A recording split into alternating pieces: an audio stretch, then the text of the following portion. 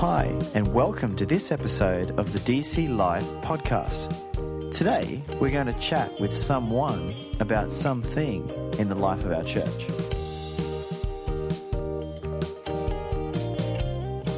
This week's episode, we are talking about the subject of heaven with Pastor Greg Gardner. We certainly are. Cue the Eurogliders and... Angels. Who else was it? Brian Adams, I think. Heaven. Yeah, that's the Eurogliders one. Yeah, I think Brian Adams had a hit with that as well. But anyway, yes, heaven. That's what we're talking about today. So this will be fun. Oh, baby, do you know what is what? Yeah. There's lots of them. There will be singing in heaven. Alrighty, well, let's get started. It's a good topic. So, Greg, what do you think is the main prevailing view at the moment of heaven in our culture? Look, I think we've wandered into the sort of almost comical, mythical kind of area of heaven because there's more atheists than there used to be, so not as many people believe in God, and so not as many people believe in heaven anymore, or hell. Or hell, exactly. So it therefore does take on that sort of identity of myth or fairy tales and that sort of thing. So I think therefore in our culture today, we've either got the comic, idea of clouds and fat cherubs playing Pearly harps gates. and everything through a soft focus lens and all of that. Yeah. We attach this idea of something being heavenly to a very earthly thing. So we'll have a really nice ice cream and we'll take a bite and go, oh, that's heavenly, And so anything that's highly pleasurable or highly desirable or nice, we sort of say, well, that's heavenly. And so that's becoming more of a thing in our culture today. So I think if you want to talk in terms of culture, I think that's where it's drifted, if you will. Yeah. And both of those examples have definitely, I guess, dumbed down like heaven. It made it very non-offensive, very easy to swallow, not challenging or necessarily real or offensive to anyone. Yeah. And there's an element that's still hopeful where people say, this person's gone to a better place and, these kind of general statements about the afterlife. Yes, and the good guy. That kind of hope, the hope that there is a something that's better than what we have here, I think is still part of, that's a part of a cultural construct, and that's what people believe in. So we invent our own heaven, and we've also invented our own way of getting there. Right. Be a good bloke, and you'll get there. To play rugby. Yeah, whatever. Yeah. And so I guess the original idea of heaven is found in the Bible, right? Well, look, I'm not going to go through the etymology of the word heaven. I mean, that's developed. You can Google that and look at how that's developed over the years. And of course, there's different languages and so forth. So we're talking more about the concept than the actual English word of heaven. But for the sake of the podcast, let's just stick to that. Other religions, of course, have their idea of the afterlife, and so they've picked up on this word heaven as well, and they will lay claim to this being an original concept going way back to whenever as well. But you are right. The idea of heaven does originate in the Bible, and particularly the Hebrew Bible of the Old Testament, which goes way back to even the very first chapter of the Bible. What is it? Verse 8. So Genesis chapter 1, verse 8 is where... particularly if you've got an old English translation or even a fairly new English translation, like the English Standard Version. Let me give you the first... let's just go verses 6 to 8 of Genesis chapter 1. And God said, let there be an expanse in the midst of the waters, and let it separate the waters from the waters. Verse 7, and God made the expanse and separated the waters that were under the expanse from the waters that were above the expanse, and it was so. Verse 8, and God called the expanse heaven. And there was evening and there was morning the second day. Now, a more modern translation, such as the New Living Translation, it doesn't use the word heaven there. The word it uses there is sky. And God called the expanse sky. Because originally that's what they called what's up there? The heavens. The heavens. It's we walk outside of a night, we look up and we see all of the stars and everything.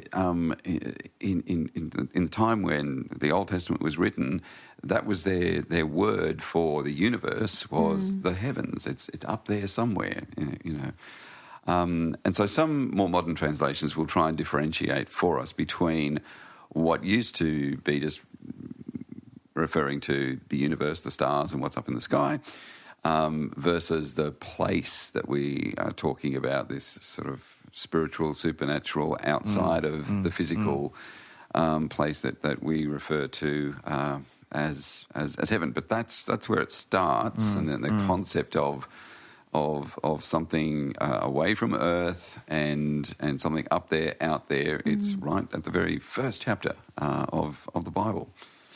So, but in the Bible, it does become more than just the universe or just the stars. Yes, and again, the progression is quite quick. You move into Genesis just a little bit further, and I think it's in Genesis 24 where Abraham is talking to his servant because he wants a wife for Isaac, and he's sending him off so that he can get a wife from his own people. He doesn't want him to marry any of the Canaanites where he's living. And the servant asks, and what's this, verse 5, he says, "What if I can't find a young woman who is willing to travel so far from home? Should I then take Isaac there to live among your relatives in the land you came from?" "No," Abraham responded, "be careful never to take my son there." Verse 7, "For the Lord, the God of heaven, who took me from my father's house and my native land, solemnly promised to give," etc., etc. So God is described there as the God of heaven. And that's the first time that's used, but it's then built on for the rest of the Old Testament, that when we talk about God, God's in heaven. It's so God's space. Heaven is the place where God is. So we've got the heavens that are up there, and there's those physical things, the stars and what have you, but then we start to refer to the place where God is as being heaven. Capital H, heaven. Capital H, heaven. Yeah. And so that's a theme that's developed as the New Testament goes on. So, what do we learn about heaven in the New Testament? Well, a lot more than we get in the Old. Let me just go there for a sec. In the Old Testament, it's not developed much further than just this idea of the place where God is. In terms of the afterlife, there are references in the Old Testament to the Hebrew word is Sheol. Sheol, yeah. Which some Bible translations will just put that in there because there's they just think, well, that's the word, and we don't really know what that is, so we'll just say Sheol. Then some translations will say the place of the dead. Some will say to the grave, or speak about we go to our grave. And so this is a word, I think it pops up first time in Genesis 37, where Jacob is mourning. Well, he thinks that Joseph's died because the brothers have come back and said, "Oh, here's his coat of many colours with blood all over it. No, he's probably died." And so his father is mourning, and that's the place where this word Sheol is used for the first time.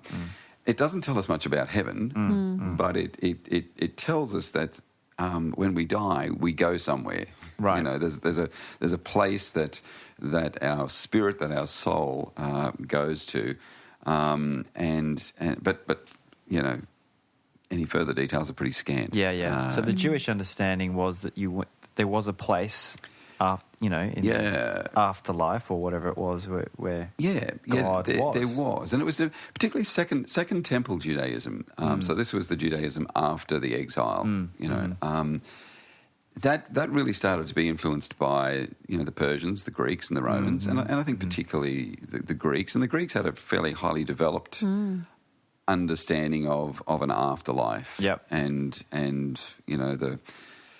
the divine realm versus the human realm and so forth. And I think that started to influence a little bit of the Jewish thinking of the time, because that was the culture that they were in, and that was the superpower that superpowers that they were living under. And so, some of that started to creep in. Certainly by the time Jesus came on the scene, you'll recall that there were the two dominant factions within Judaism, of the Pharisees and the Sadducees.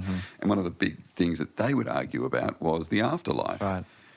And the Pharisees became convicted, even though these were the conservative legalists, they were convicted that there would be a resurrection, whereas the Sadducees said, no, we're not sure about that. We're not sure about the resurrection. And there was that sort of famous showdown between the Sadducees and Jesus, where he kind of puts them straight on the fact that, no, there is a life after death, and there will be a resurrection.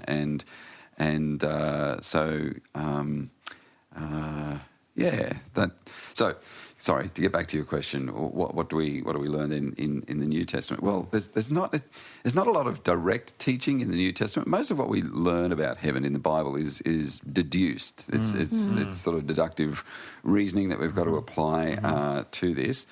But there is more material in the New Testament to work from. So it does help us to develop the subject a little bit more, which is helpful. There are 4 references to heaven that I think might be good to unpack, and you've got a pen there, so maybe write these down and we'll work through them. One is just this idea of the kingdom of heaven. In Matthew's Gospel particularly, there's a lot of references to the kingdom of heaven. So, what is that talking about? Yep. Then I think in the Lord's Prayer, Jesus mentions, our Father in heaven and as it is in heaven. Yes. It'd be nice to have a look at that. Yep. I'd like to just explore for a moment the words that Jesus spoke to the thief on the cross. Today you'll be with me in paradise. In paradise, yeah. I think that's today. That's helpful. And then lastly, I think it would be really good to just spend a moment looking at Revelation 21 and the mention there of the new heaven and earth coming down to earth. Yeah.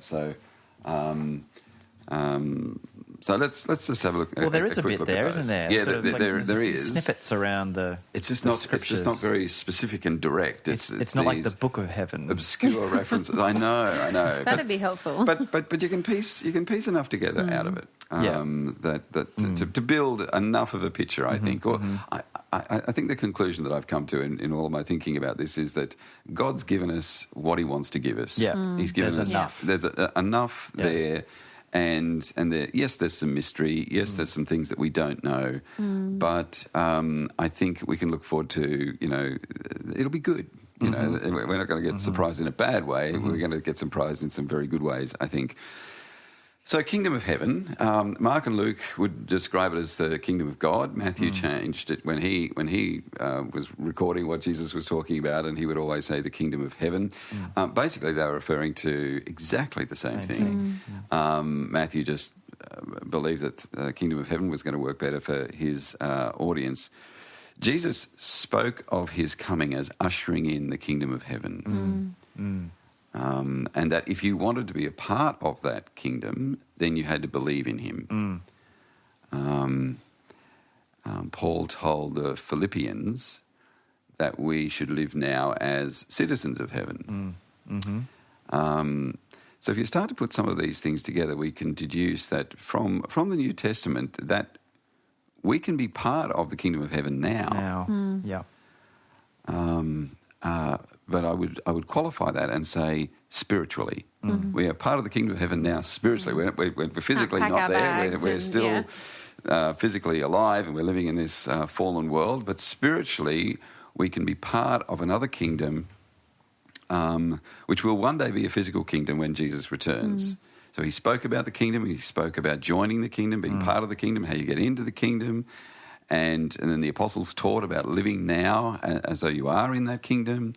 And then Jesus said, one day that kingdom will be, theologians use the word consummated. It will become that physical kingdom. So when we're talking about heaven, we kind of get included in the kingdom of heaven, so that one day we will be in the eternal heaven with Jesus forever. The record then of Jesus talking about or teaching the disciples how to pray. the Lord's Prayer, as we often refer to it as. And he began it by saying, Our Father in heaven. And then there's the line, about, may it be done on earth as it is in heaven. Yeah. May your kingdom come. Yeah. Will be done. Yeah.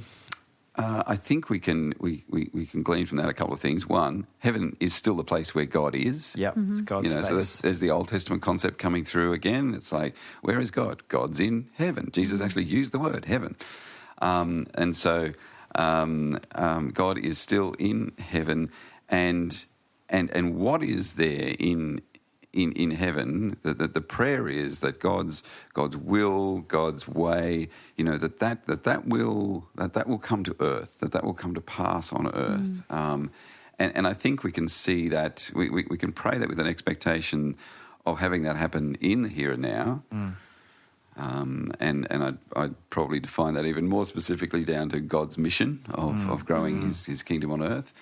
And that we can taste the kingdom, and you can kind of get a foretaste of that by the way that we live our lives as his missionaries here on earth. Yeah, totally. And, when Christian community is behaving and loving as we ought to, as we ought to, and as we are empowered by the Spirit to do, then that taste, I think, becomes more flavoursome and more real, which is very cool. The third one then was the thief on the cross, and Jesus' comment to him that you'll be with me in paradise. Now, there were two thieves, one on either side, and there was one particular thief that expressed faith in Jesus, whereas the other guy didn't. And Jesus directed some comments to the guy who expressed faith in him, and he said, Today you will be with me in paradise. They were both there. They were both dying physically. And Jesus said to him, today you're going to be with me in paradise. So we can deduce from this that when a Christian dies, they, and this is before Jesus returns, so in this period of the last days, where if a Christian dies, they go to be with Jesus in paradise. To be absent from the body is present with the Lord. That's right. Now, where is Jesus? Well, we're told at the beginning of the book of Acts that he ascended into heaven. So if you die as a Christian now, you go to be with Jesus in paradise, and Jesus is in heaven. So we go to heaven when we die, if we believe in Jesus. Now, there's quite a lot of debate about this. Is described as the intermediate state. Right. So the period, if you die before Jesus comes back, where your soul goes, and that period between then and when Jesus actually returns is described as the intermediate state. And so there's a lot of debate, and you can get down to the how many angels on the head of a pin, and did Adam have a belly button kind of stuff with that, and it's not overly helpful. I think Randy Alcorn, in his book aptly titled Heaven, he refers to this as the present heaven. In other words, there's going to be a future heaven, but he refers to this as the present heaven. If we go to be with Jesus when we die, and Jesus ascended into heaven, then that's the heaven that we go to. So a lot of debate about it. Is it a physical place? Is it a spiritual place? I don't know. You haven't been yet. I haven't been. Scripture doesn't talk a lot about it, and again, we've just deduced some things. I suspect it's a combination of both. I mean, Jesus rose in a physical body, and then he ascended to heaven to be in this place in his physical body. So at least Jesus is physical there in some respects. Yeah, so, and it was a glorified body, right? He was able to do other cool things in that body. Yeah. So don't know a lot about it, but paradise. He uses the word paradise, and that's a good place, word. Right? Yeah. It's a good word. Yeah. So I think we can all just be happy and agree that if you're trusting in Jesus for salvation and you die, you're going to go to a pretty nice place to hang with him until his second coming. So, kind of interesting to note that the other thief on the cross, who didn't express faith in Jesus, he didn't receive any such assurances. So we can deduce from that he went somewhere else, not paradise. And yeah, So, we can read into that what is the obvious conclusion there, I suppose. Yeah. All right, the fourth one is... Revelation. That's right. So Revelation 21, the beginning of Revelation 21 says this: "Then I saw a new heaven and a new earth, for the old heaven and the old earth had disappeared, and the sea was also gone. And I saw the holy city, the new Jerusalem, coming down from God out of heaven like a bride beautifully dressed for her husband." In Romans, it speaks of creation groaning, waiting to be renewed. Yeah. And this apocalyptic vision then that God gives to John in Revelation, it describes this for us. It describes this new heaven and a new earth. So in that regard, I think we're talking about the universe and everything that's going on in the universe. That's renewed, and everything on earth is renewed and made new. So this is where the kingdom of heaven, I think, definitely becomes physical. This is the physical, eternal kingdom, and when Jesus returns, and everyone is raised, we all receive our new physical resurrection bodies, and as Christians, then we get to live on this new earth. And Revelation goes on to speak about this. This is an earth where everything that's wrong with the earth now is fixed. Yeah. It's a renewed Garden of Eden. It is, yeah. And so what started in Genesis chapter 1 and 2 with this beautiful place that God could exist with his people, we've suddenly returned to this by the end of it all because of the redemptive work of Jesus. And sin is no more, the curse is no more. Yep. There's no accidents, sickness, disease, death. That's all gone. And our hearts are now seared perfectly, and so we don't sin. We worship God in a pure way, and looking forward to that. I mean, that's the very thought great, of no more tears, no more suffering and pain, and that kind of that creation groaning coming to an end, and a realization that it's heading towards something. This kind of God making it new. I like to point people to that when they ask, you might be having an evangelistic conversation with someone, or you might just hear someone just utter in desperation, why doesn't God do something about this terrible world, about, starving children in Africa, or the COVID crisis, or, a cancer diagnosis, or whatever it might be. And so I'll often say back, he has done something. Yeah. And he's going to fix everything, but maybe not the way that you're thinking in your mind of how he should do it. But he's going to make it into he's going to renew the earth, and it will be the place that you want it to be. But in order for you to be in that kingdom, in order to be there, you need to put your faith in Jesus, and so that's where you can sort of spin the conversation a little bit in that sort of evangelistic direction. But it's going to be a good place, and we should look forward to that. Very cool. So some fun facts or quick questions about heaven. Sure, okay. Do either the present heaven, the paradise, or the new earth have anything at all to do with clouds and cherubs playing harps?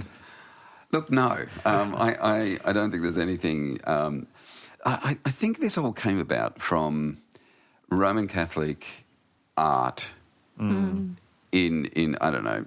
The Middle Ages? Probably the Middle Ages, first 1,500 years probably after Jesus, where they were looking to depict some representation of heaven. And Jesus ascended in the clouds, and so there were always sort of clouds applied, and we know that there are angels in heaven, and so we had angels, we had clouds, and so that art has, you can go to Rome now and see, the basilicas and everything.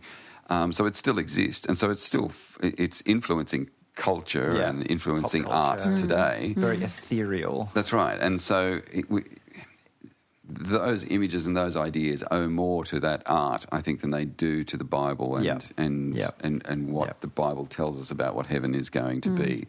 It was an artistic representation at the time that's sort of become stuck with us. Yeah. So. All right, I've got another one for you, Greg. Yep. Can the Christians who have already died and are currently with Jesus in paradise, can they see what's happening on earth now? Big brother. Yeah, big brother or big sister or daddy or mummy or who. Look, I don't know for sure, Georgie. I don't think so. I don't think so. There's nothing in the Bible that would give me enough to say to you the answer to that is yes. It could be, but I don't think so. Jesus told a few parables where he alluded to sort of certain things going on in the afterlife, and I suspect maybe that was more for illustration than teaching us that this is actually what's happening. In it was more illustrative rather than a direct description about the present heaven. And I don't know. I can't think of what could be gained by it, but I don't know for sure. But I suspect not. I'm pretty sure. For those of us who are or will be in heaven, I think we'll have better things to do than, peering down and having a look on what's going on down here. You reckon? You wouldn't be a little bit curious? I might be curious, but I still think I might be distracted by, God. Yeah, well, and being probably. in his presence. No, yeah, it's probably true. True. Will heaven be like a giant Chris Tomlin concert every night? Look, yes and no. I think the idea of that we're just going to be singing praise and worship songs 24/7 for all of eternity. There's certainly an element of that being presented in a lot of the apocalyptic literature in Revelation and in the Old Testament as well, Isaiah and so forth. We get some of that. But I don't know. I think if you think about the garden, and we're going to be, in a city that has a garden sort of rolling through it, and we're all going to be living there together. I think there'll be some living that we get to do. It's just that we'll be worshipping God 100% faithfully in that living that we do. And so our worship won't just be that. There's a couple of types of worship that we find throughout the Bible, and so some of it is that prostrate, I'm just bowing before you kind of worship, and I think that's what you're probably alluding to in the singing Chris Tomlin songs forever kind of stuff, and I think that's going to be part of it. But I think there'll also be just that all of life kind of worship that Romans 12:2 speaks of. But we will be very faithful in that, and we'll be doing that perfectly well, without sin and so forth. And I think God will be just as glorified in that as the sort of the corporate worship kind of side of things as well. But no, there'll be a lot of singing, but I don't think it'll only be singing, I think. Now, will there be marriage or even sex in heaven? Oh, yes, this is the one that guys often ask for some reason. Well, is there going to be sex in heaven? God designed sex for marriage, and Jesus told the Sadducees when they were asking him the trick question about the lady who'd been married to 7 brothers, he said that there would be no marriage in heaven. And so if there's no marriage, then you kind of deduce from that there's probably going to be no sex if sex designed for marriage. So this is all the deductive stuff. There's no verse that I can point you to say there shall be no sex in heaven. A lot of people, I've had guys follow up that question with, well, what about in hell? Is there going to be sex in hell? Because I might rather go there, I think... I think we get this idea in our heads of, what is the most amazing thing that we can think of here on earth, and we try and apply that across to heaven. Yeah. And if heaven doesn't have that, then we're going to be disappointed with heaven. I think there's going to be a whole lot of elements in heaven that we have no idea, and no frame of reference for them. Mind-blowing. That's right. And way better than what we have on earth. That's right. C.S. Lewis, he was cute when he was talking about, he gave the illustration of a little boy being told for the first time about sex. And they're explaining that this is a very pleasurable thing, and really, really great sort of thing. And the boy's comment was, so do they eat chocolate while they're doing it, And because for him, in his mind, the most pleasurable thing that he could think of doing was eating chocolate. And so he had to try and get chocolate into that somehow in order for that to be this great experience. So I think when we ask the questions about heaven and, will we be married, will there be sex in heaven, we're sort of trying to put across something from earth into that heavenly experience, which I think is going to be way better than what we can imagine. What we can imagine here, yeah. And so really important question to close. How should our understanding of heaven affect us in the here and now? Well, I think I said before in Philippians, the Apostle Paul wrote to the Philippians, and he said to them, you should live now as citizens of heaven. So we should take, when we talk about having our identity in Christ, part of that identity is knowing our future, knowing where we're going. And so we need to live like that inheritance is ours. Like, and that's like great we hope. Really believe that. And so often I think when the trials of life come along, we lower our view. We take our eyes off heaven, and all we're looking at is this earthly circumstance that we're in right now. And so rather than living as a citizen of heaven, we're very much living as a citizen of earth, and everything's going wrong on earth. So we start to let that affect our thinking and our moods and our emotions and so forth. Whereas Paul says, live as a citizen of heaven.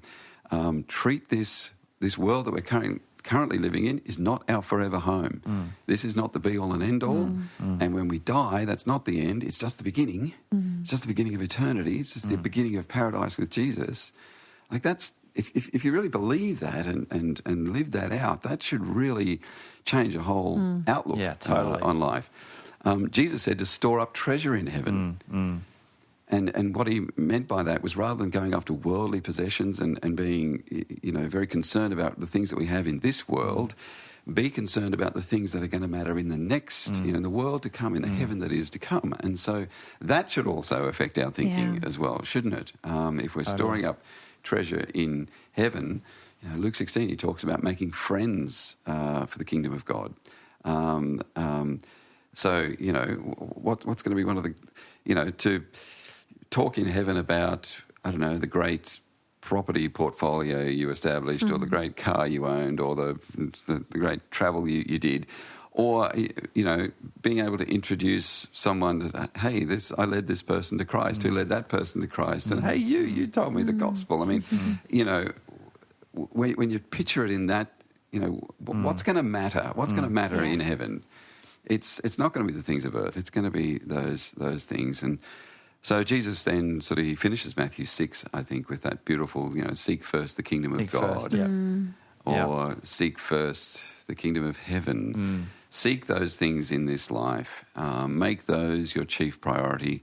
God will look after all the rest of the stuff here on earth. But let's put our focus on to heaven, the world to come, and let that inspire us. Let that give us something to live for and be the hope that drives us forward in our lives. So, yeah. And while we wait, we can just keep praying that heaven would come, that Jesus returns, and it may be so. That's how Revelation finishes, isn't it? Yeah. It's like, come, Lord Jesus. Please.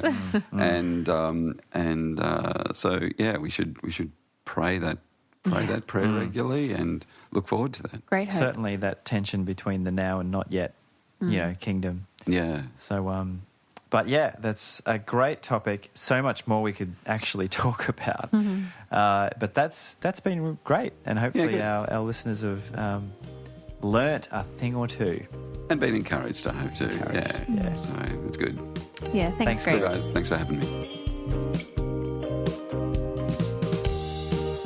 If you'd like more information about what's going on at Disciples Church, check out our website or email us at podcast@disciples.org.au if you have any questions or feedback.